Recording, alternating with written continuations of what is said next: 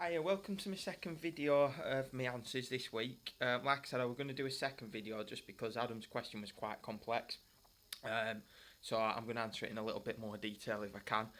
Just to give you the basis of the question, I'm sorry if I'm looking over that side a little bit. I've just got some notes written down that I just want to make sure I cover everything. But the basis of the question, do I agree with meal replacement shakes? Should they be used for people that are looking to start the journey on weight loss and the stigma in the fitness industry on them?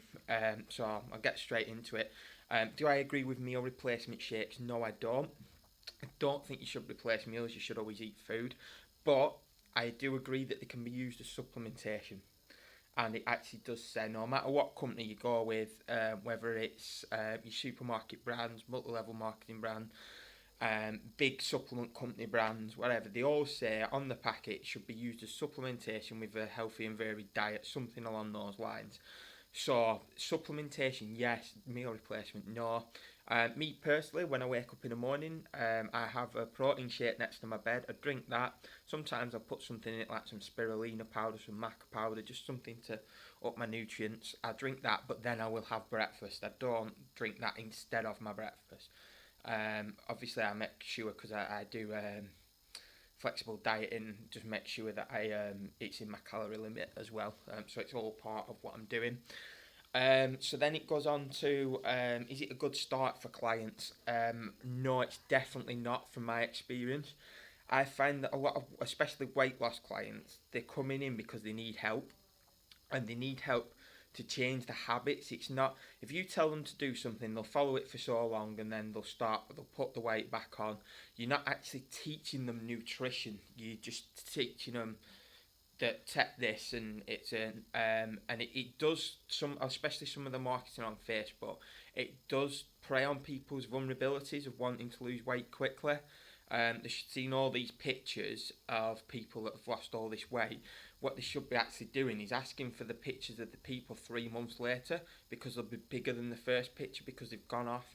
But then they're in that psychological thing of, well, I lost a stone last time on that, I'll go back and do that.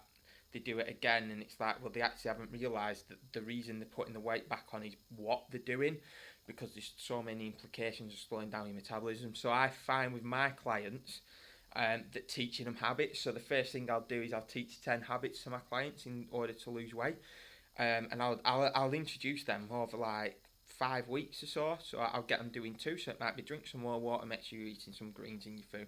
Get them into the habit of doing that all the time. They're getting water in the body so they can flush out toxins, and they're putting in the greens, so they're putting in the supplementation that they need in terms of vitamins and minerals. I know a little part of your question as well, Adam, was is it to get these things into the body quite quickly? And I suppose it doesn't really matter how quick you do it, you just want to do it so they sustain it. So if you put it all in too quick, people can actually have reactions, and it can make them quite sick as well, because they're not used to all these vitamins. So I find introducing them slowly, it keeps them more on a track because they learn the habits. So when they stop like PTing with me or doing what they're doing, they don't go back to the old habits. They keep the habits, so they'll still drink the water. Even if they're eating, let's say, crap, they're still drinking the water, etc. So it teaches good habits. I just wouldn't say do it with people as to start with, because they don't need it. They just need to start the journey. It's a long journey, and a lot of people try and speed it up.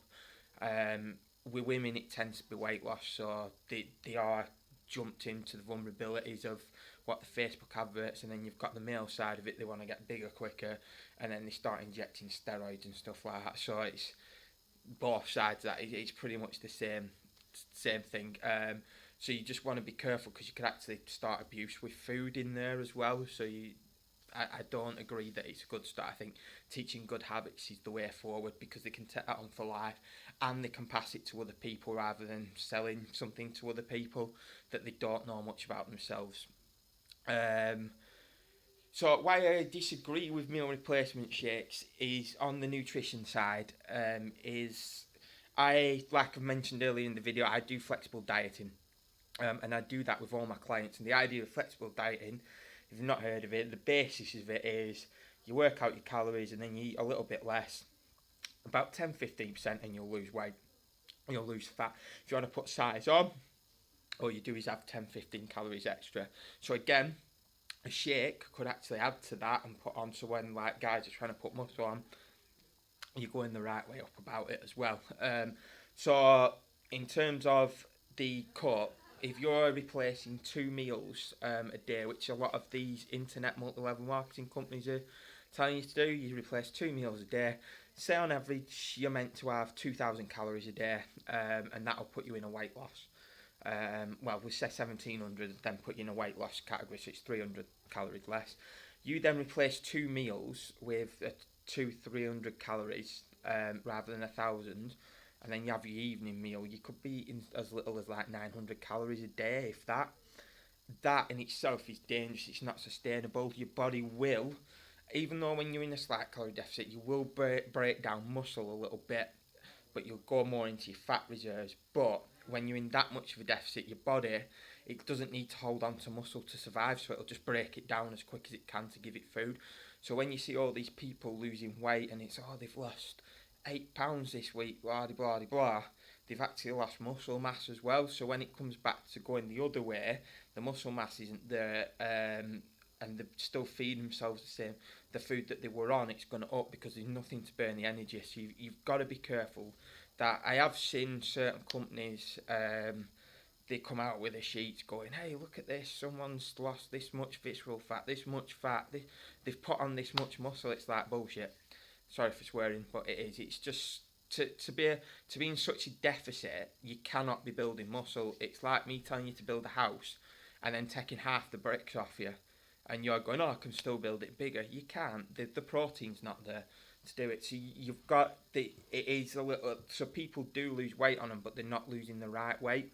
So they've got to be careful. But again, so there are some companies out there, and I'll use multi-level marketing again, that actually do have some decent products. They're just overpriced, because obviously the multi-level marketing scheme of everybody takes a cut. They're overpriced, but there is some good ones out there that actually work for supplementation. It's just the system's abused. Another thing I would look at as well is the actual products themselves. So you've got the bioavailability. So there's a lot of jargon online. We've all seen it. Oh, take this. It's got so much protein. It's got BCAAs. It's got all these vitamins in it, which is great, but a lot of them aren't bioavailable to the body. So, for example, go to a well-known high street shop with a green front. I won't mention any names, but you probably know what it is. And you can buy magnesium from them, and they sell a magnesium citrate, which is 200 milligrams, 200 milligrams of magnesium. Then you can go to a well-known online distributor, and they sell one called magnesium biglycinate, 200 milligrams. Now, citrate is very, very little bioavailable to the body, whereas biglycinate is the most bioavailable. Citrate can also give you diarrhea as well. Good for weight loss, by the way. But so you've got two products that are both claiming it's 200 milligrams, but one doesn't absorb, one does. And a lot of these companies are putting these non-bioavailable products in because they're cheaper, but then they can claim that it's in the system. Also, I'd be wary of soy isolate. Soy isolate is a very overproduced form of protein. It can actually be poisonous to some people. Some people don't react well with it, and they have had side effects. Like I said, some well-known products have them. So you've got to be very careful with that. It's just like drinking processed food. You just wouldn't drink a McDonald's shake every day because it's just not going to be great for your health. So looking from a health point of view, have a look into that and see which products actually do it. You've also got another one. There's also a well-known one. Again, I won't mention it, but the amount of copper in one shake is what you should drink intake in a week. And copper is well known that it can actually cause renal failure, renal problems later on if you take too much. So if you're doing a 30-day diet on that and you're taking a shake a day, it's like 30 weeks worth of, or 2 shakes a day, it's 60 weeks worth of, over a year's worth of copper. And there are some stories out there about people getting renal failure, so be very careful, because at the end of the day, nutrition is very important. Right, in terms of the stigma with multi-level marketing, it's the way it's done. As in the industry, you've got a dietitian who is qualified. They have to go and do a degree and everything. A lot of it is government-based stuff though as well, so it's questionable. But anyone can really claim they're a nutritionist. You can buy into some companies and say I'm a nutrition coach. I have some qualifications in nutrition. Actual like level 5 in nutrition. Again, doesn't really stand out. I wouldn't get a job over a dietitian or anything, but I like to think I've got a little bit of an understanding. So then you've got people that are then getting involved in these companies that say Sheila in account, she's telling you that it's great. You ask a question, she can never answer. It's the first thing I do. They get in touch with me, I start asking them questions, and they just can't answer them. Which again, it sets alarm bells ringing, and they actually get quite pissy with you when you're talking to them, because they're saying that you're a knobhead for asking them questions. But I do actually just ask them some basic questions about the proteins, etc., and they can't answer it. It's like, for example, like I could go across the road right now, and one of the hairdressers is selling a certain product, and it's in the window. Now, if I was to go and buy a £50 pair of scissors, would you let me cut your hair? Probably not.